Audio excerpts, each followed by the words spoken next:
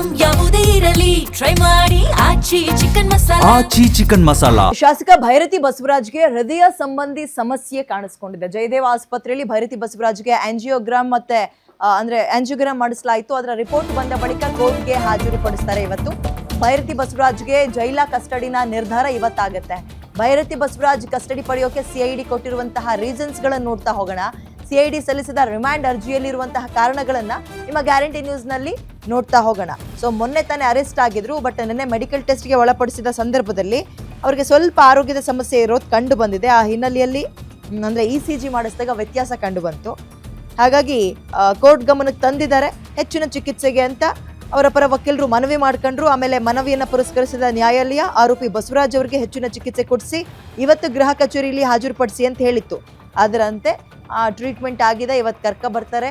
ಕಸ್ಟಡಿನ ಅಥವಾ ಹೆಂಗೆ ಅನ್ನುವಂಥದ್ದು ಇವತ್ತು ಗೊತ್ತಾಗುತ್ತೆ.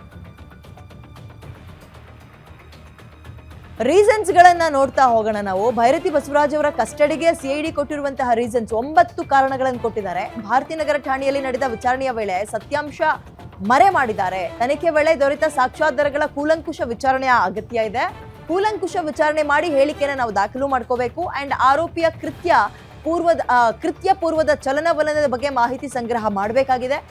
ಅಂಡ್ MLA ಭೈರತಿ ಬಸವರಾಜ್ ಇದಾರಲ್ಲ, ಅವರ ಮೊಬೈಲ್ ರಿಕವರಿ ಕೂಡ ಬಾಕಿ ಇದೆ. ಇನ್ನು ಆರೋಪಿ ಹೇಳಿಕೆ ಸರಿ ಇದೆಯಾ ಖಾತ್ರಿಪಡಿಸ್ಕೋಬೇಕು.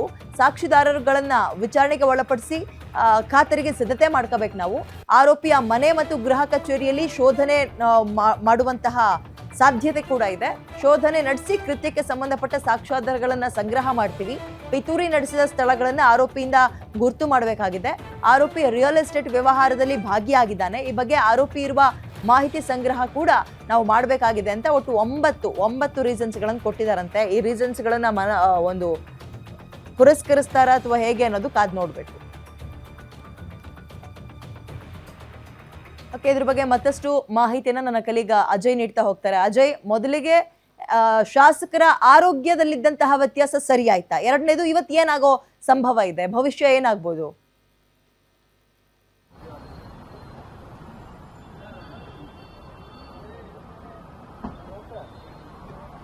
ಖಂಡಿತವಾಗ್ಲೂ ವಿದ್ಯಾ, ಈಗಾಗಲೇ ನಿನ್ನೆಯಿಂದನೂ ಕೂಡ ಅವರಿಗೆ ಚಿಕಿತ್ಸೆಯನ್ನು ಕೂಡ ಈಗಾಗಲೇ ಜಯದೇವದಲ್ಲಿರುವಂಥ ಏನು ಇಲ್ಲಿರುವಂಥ ಮುಖ್ಯ ಆರೋಗ್ಯ ಅಧಿಕಾರಿಯಾಗಿರುವಂಥ ಏನಿದ್ದಾರೆ ದಿನೇಶ್ ಅವರೇ ಕೂಡ ಈಗಾಗಲೇ ಖುದ್ದು ಮಾಡ್ತಾ ಇರುವಂಥದ್ದು. ಇನ್ನು ಅವರ ಒಂದು ಬ್ಲಡ್ ಸ್ಯಾಂಪಲ್ ತಗೊಂಡು ಅದ್ರ ಮುಖಾಂತರ ಕೂಡ ಈಗಾಗಲೇ ಎಲ್ಲ ಟೆಸ್ಟ್ಗಳನ್ನು ಕೂಡ ಮಾಡಲಾಗ್ತಿದೆ. ಇನ್ನು ಆ ಒಂದು ರಿಪೋರ್ಟ್ ಅನ್ನ ಇವತ್ತು CID ಪೊಲೀಸರು ಖುದ್ದು ಜಡ್ಜ್ ಏನಿರ್ತಾರೆ ಅವರ ಮನೆಗೆ ಕೂಡ ತಲುಪಿಸುವಂತ ಕೆಲಸ ಮಾಡ್ತಾರೆ. ಆನಂತರ ಜಡ್ಜ್ ಮುಂದೆ ಕೂಡ ಅವರನ್ನು ಕೂಡ ಕರ್ಕೊಂಡೋಗಿ ಆ ನಂತರದಲ್ಲಿ ಅವರನ್ನ ಕಸ್ಟಡಿಗೆ ಕೇಳುವಂತ ಎಲ್ಲ ಸಾಧ್ಯತೆಗಳು ಕೂಡ ಹೆಚ್ಚಿದೆ ಅಂತಾನೆ ಹೇಳ್ಬೋದು. ಈಗ ನಾವು ಕೂಡ ಜಯದೇವ ಆಸ್ಪತ್ರೆ ಬಳಿ ಕೂಡ ಇರುವಂತದ್ದು. ಇಲ್ಲೂ ಕೂಡ ಬಿಗಿ ಪೊಲೀಸ್ ಬಂದೋಬಸ್ತನ್ನು ಕೂಡ ಈಗಾಗಲೇ ಮಾಡಲಾಗಿರುವಂತದ್ದು. ಯಾಕಂದ್ರೆ ಈಗ ಯಾವುದೇ ಕಾರಣಕ್ಕೂ ಕೂಡ ಅಹಿತಕರ ಘಟನೆ ನಡೀಬಾರ್ದು, ಜೊತೆಗೆ ಅವರ ಬೆಂಬಲಿಗರು ಕೂಡ ಬರಬಾರ್ದು, ಮತ್ತೆ ಇಲ್ಲಿ ಯಾವುದೇ ರೀತಿಯಂತ ಗಲಾಟೆ ಗದ್ದಲಗಳು ಪ್ರತಿಭಟನೆ ಆಗ್ಲಿ ಯಾವುದೇ ರೀತಿಯಾಗಿ ಆಗಬಾರ್ದು ಅನ್ನೋ ಒಂದು ಉದ್ದೇಶದಿಂದಾಗಿ ಈ ರೀತಿಯಾಗಿ ಸಿದ್ಧತೆಗಳನ್ನು ಕೂಡ ಪೊಲೀಸರು ಕೂಡ ಈಗಾಗಲೇ ಮಾಡ್ಕೊಳ್ಳಾಗಿರುವಂತದ್ದು. ಇನ್ನು ಕೆಲವೇ ಕ್ಷಣಗಳಲ್ಲೂ ಕೂಡ ಅವರನ್ನು ಕರ್ಕೊಂಡು ಹೋಗುವಂತ ಸಾಧ್ಯತೆ ಇದೆ. ಮತ್ತೆ ಯಾವ ಕ್ಷಣದಲ್ಲಾದ್ರೂ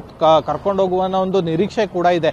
ಆ ಒಂದು ಕಾರಣದಿಂದಾಗ್ಲಿ ಪೊಲೀಸರು ಕೂಡ ಈಗಾಗಲೇ ಇಲ್ಲಿ ಜಮಾವಣೆ ಮಾಡಿರುವಂತದ್ದು. ಇನ್ನು ಇವತ್ತು ಬಹುತೇಕವಾಗಿ ಆ ರಿಪೋರ್ಟ್ ಪೊಲೀಸರ ಕೈ ಸೇರುತ್ತೆ.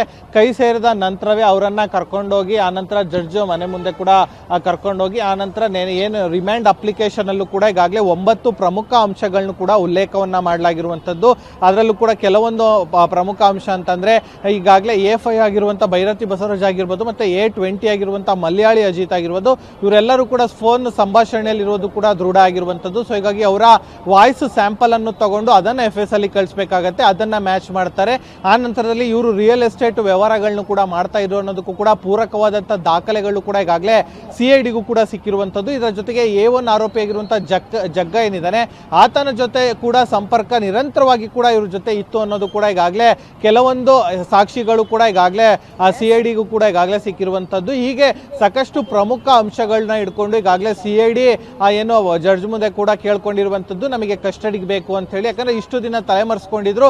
ಈಗ ಯಾವಾಗ ಸುಪ್ರೀಂ ಕೋರ್ಟ್ನಲ್ಲಿ ಇವರ ಬೇಲ್ ರಿಜೆಕ್ಟ್ ಆಯ್ತೋ ಈಗ ಅವ್ರು ಬಂದಿದ್ದಾರೆ. ಸೊ ಹೀಗಾಗಿ ಅವರು ನಮ್ಮ ಕಸ್ಟಡಿಗೆ ಬೇಕು, ಆಗ ನಾವು ಅವ್ರಿಗೆ ಇನ್ನೂ ಹೆಚ್ಚಿನ ತನಿಖೆ ಮಾಡೋದಕ್ಕೆ ಸಹಕಾರ ಆಗತ್ತೆ ಅನ್ನೋ ಒಂದು ಮಾತನ್ನು ಕೂಡ ಈಗಾಗಲೇ ಜಡ್ಜ್ ಮುಂದೆ ಹೇಳಿರುವಂಥದ್ದು. ಸೊ ಹೀಗಾಗಿ ಬಹುತೇಕವಾಗಿ ಜಯದೇವದಿಂದ ನೇರವಾಗಿ ಜಡ್ಜ್ ಮನೆಗೆ ಹೋಗ್ತಾರೆ. ಜಡ್ಜ್ ಮನೆಯಿಂದ ಆನಂತರ ಜಡ್ಜ್ ಯಾವ ರೀತಿಯಾದಂಥ ಸೂಚನೆಗಳನ್ನ ಕೊಡ್ತಾರೆ ಅಂತ ನಾವು ಸಹ ಕಾದು ನೋಡಬೇಕಾಗಿದೆ ವಿದ್ಯಾ.